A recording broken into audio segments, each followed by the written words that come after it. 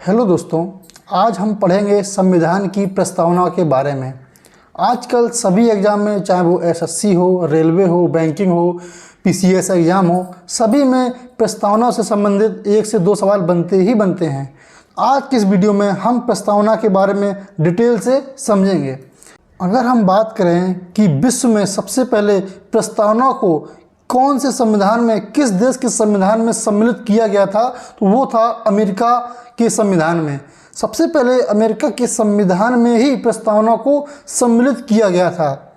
और जो हमारे भारतीय संविधान की प्रस्तावना है वो पंडित जवाहरलाल नेहरू के उद्देश्य प्रस्ताव पर आधारित है। एन.ए. पालकीवाला ने प्रस्तावना को संविधान का परिचय पत्र कहा है। दोस्तों, ये पॉइंट बहुत इंपॉर्टेंट है क्योंकि सभी एग्जामों में लगभग ये सवाल पूछा ही जाता है, इसलिए इसको आप मोस्ट इम्पोर्टेंट टैग कर लीजिए। इसके बाद जो हमारी प्रस्तावना है उसमें कुछ संशोधन भी किए गए हैं। 42वें संविधान संशोधन 1976 के द्वारा प्रस्तावना में 3 शब्द जोड़े गए हैं: समाजवादी, धर्मनिरपेक्ष और अखंडता। ये 3 शब्द जोड़े गए हैं। ये भी सवाल आपसे एग्जाम में पूछे जा सकते हैं। अब हम बात करते हैं प्रस्तावना के मूल तत्वों के बारे में। दोस्तों, प्रस्तावना में 4 मूल तत्व निहित हैं। सबसे पहला है संविधान के अधिकार का सोर्स, अर्थात संविधान को जो है भारत के लोगों से ही शक्ति मिलती है। दूसरा, भारत की प्रकृति। भारत एक संप्रभु, समाजवादी, धर्मनिरपेक्ष, लोकतांत्रिक एवं गणतांत्रिक राज्य व्यवस्था वाला देश है। तीसरा है संविधान के उद्देश्य।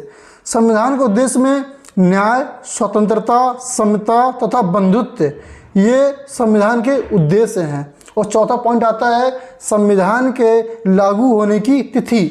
संविधान जो है 26 नवंबर 1949 को आंशिक रूप से लागू हो गया था और पूर्ण रूप से 26 जनवरी 1950 को लागू हुआ था।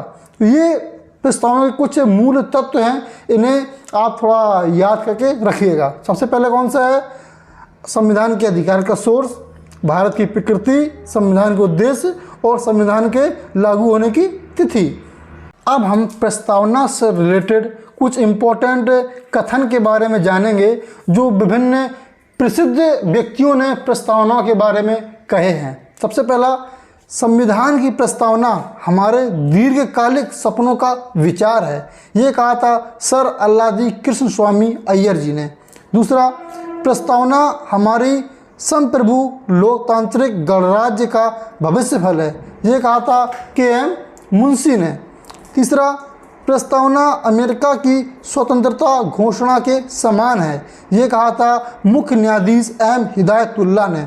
और चौथा, संविधान का कुंजी नोट तथा संविधान लिखने वालों को राजनीतिक बुद्धिजीवी कहा है सर अर्नेस्ट बार्कर ने। दोस्तों, ये जो 4 पॉइंट आपको मैंने बताए हैं ये बहुत ही इंपॉर्टेंट हैं। इससे सवाल बनता ही बनता है, इसलिए उसको याद करना बहुत ही आवश्यक है। इसको एक बार हम दोबारा से रिपीट करते हैं। पहला, संविधान प्रस्तावना हमारे दीर्घकालिक सपनों का विचार है। किसने कहा? अल्लादी कृष्ण स्वामी अय्यर ने। प्रस्तावना हमारी संप्रभु लोकतांत्रिक गणराज्य का भविष्य फल है, के. मुंशी जी ने कहा। प्रस्तावना अमेरिका की स्वतंत्रता घोषणा के समान है, मुख्य न्यायाधीश हिदायतुल्लाह ने कहा। संविधान का कुंजी नोट तथा संविधान लिखने वालों को राजनीतिक बुद्धिजीवी कहा है सर अर्नेस्ट बार्कर ने। अब आगे हम देखते हैं कि कई बार ये विवाद सामने आता है कि प्रस्तावना जो है वो संविधान का भाग है कि नहीं है। अब हम इसके बारे में थोड़ा डिस्कस करते हैं। सबसे पहले बेरूवाडी संघ मामले 1960 में सुप्रीम कोर्ट ने यह नियम दिया था कि प्रस्तावना संविधान का भाग नहीं है, मतलब उसने प्रस्तावना को संविधान का भाग नहीं माना था। लेकिन कुछ समय बाद केशवानंद भारती बाद 1973 में सुप्रीम कोर्ट ने अपने पहले के फैसले को पलट दिया और ये माना कि प्रस्तावना संविधान का भाग है।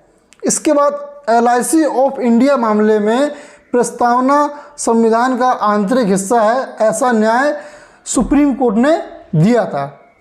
और इसके बारे में एक और इम्पोर्टेंट चीज़ है कि प्रस्तावना यह गैर न्यायिक है, अर्थात इसकी व्यवस्थाओं को न्यायालय में चुनौती नहीं दी जा सकती है। अब प्रस्तावना ना तो विधायिका की शक्ति का सोर्स है और ना ही उसकी शक्तियों पर प्रतिबंध लगाने वाला है। अब हम बात करेंगे प्रस्तावना में संशोधन के बारे में। प्रस्तावना को संशोधित किया जा सकता है बशर्ते उसकी मूल विशेषताओं में संशोधन नहीं किया जाए। प्रस्तावना में निहित मूल विशेषताओं को अनुच्छेद 368 के तहत भी संशोधित नहीं कर सकते हैं। इसका सीधा सा मतलब यह है कि प्रस्तावना को संशोधित तो हम कर सकते हैं, लेकिन उसकी मूल विशेषताओं को हम बदल नहीं सकते हैं संशोधन करके। कि आप ऐसा नहीं कर सकते हैं कि अनुच्छेद 368 आपको शक्ति देता है संविधान संशोधन की, तो हम प्रस्तावना की मूल विशेषताओं को ही बदल दें। तो ऐसा आप नहीं कर सकते हैं। हम जब प्रस्तावना को देखते हैं तो उसमें कुछ शब्द आपको देखने को मिलते हैं, कुछ मुख्य शब्द हैं जिनसे रिलेटेड भी सवाल एग्जाम में आ जाते हैं। सबसे पहला है संप्रभुता। अब ये संप्रभुता का मतलब क्या होता है? इसका अर्थ यह है कि भारत ना तो किसी अन्य देश पर निर्भर है और ना ही किसी देश का डोमिनियन है। वह अपने आंतरिक या बाहरी मामलों का निस्तारण करने के लिए स्वतंत्र है। मतलब अगर कोई देश हम पे आक्रमण करता है तो हम किसी से आज्ञा नहीं लेंगे कि उसने हम पे आक्रमण कर दिया, हम क्या करें। हम अपने विवेक के अनुसार निर्णय ले सकते हैं। यह है संप्रभु, अपने निर्णय खुद लेना। ये संप्रभुता भारत की प्रस्तावना में मुख्य शब्द रूप में शामिल है। दूसरा समाजवादी। हम बात करते हैं भारतीय समाजवाद जो है लोकतांत्रिक समाजवाद है, ना कि साम्यवादी समाजवाद। लोकतांत्रिक समाजवाद मिश्रित अर्थव्यवस्था में आस्था रखता है। भारतीय समाजवाद जो है मार्क्सवाद और गांधीवाद का मिला जुला रूप है, जिसमें गांधीवादी समाजवाद की तरफ ज़्यादा झुकाव है। अब अगले पॉइंट की तरफ बढ़ेंगे जो है धर्मनिरपेक्ष, अर्थात भारत एक धर्मनिरपेक्ष राज्य है। अर्थात भारत का अपना कोई विशेष धर्म नहीं है। यहाँ सभी धर्मों को समान रूप से महत्व दिया जाता है। अगले पॉइंट की ओर बढ़ते हैं जो है लोकतांत्रिक। लोकतंत्र दो प्रकार का होता है, प्रत्यक्ष लोकतंत्र और अप्रत्यक्ष लोकतंत्र। प्रत्यक्ष लोकतंत्र में क्या होता है कि परिप्रेक्षा, पहल, प्रत्यावर्तन या प्रत्याशी को वापस बुलाने तथा जनमत, ये चार औजार होते हैं। कौन कौन से? परिप्रेक्षा, पहल, प्रत्यावर्तन यानी कि प्रत्याशी को वापस बुलाना और जनमत, ये चार औजार होते हैं जो नियंत्रण रखते हैं देश को चलाने वालों के ऊपर। देश को जो प्रमुख होता है उसके ऊपर ये नियंत्रण रहता है। और दूसरा होता है अप्रत्यक्ष लोकतंत्र। अप्रत्यक्ष लोकतंत्र में लोगों द्वारा चुने प्रतिनिधि सरकार चलाते हैं और भारत में यही लोकतंत्र है। अब हम बात करते हैं गणतंत्र की। भारत में गणतंत्र व्यवस्था को अपनाया गया है, अर्थात भारत का प्रमुख अर्थात राष्ट्रपति चुनाव के द्वारा सत्ता में आता है, ना कि उत्तराधिकार से। मतलब ऐसा नहीं है, गणतंत्र का मतलब यह है कि जो राष्ट्र का प्रमुख रहेगा वो जनता के द्वारा ही चुन के जाएगा। ऐसा नहीं है कि अगर कोई आज राष्ट्रपति है तो कल उसका बेटा राष्ट्रपति होगा। ऐसा उत्तराधिकार का नियम नहीं है, इसीलिए इसको गणतंत्र व्यवस्था वाला देश कहा गया है। अब दूसरा चीज़ है न्याय। प्रस्तावना में 3 प्रकार के न्याय की व्यवस्था की गई है: सामाजिक न्याय, आर्थिक न्याय और राजनीतिक न्याय। न्याय के जो ये 3 तत्व हैं इनको 1917 की रूसी क्रांति से लिया गया है। अब हम बात करते हैं स्वतंत्रता की।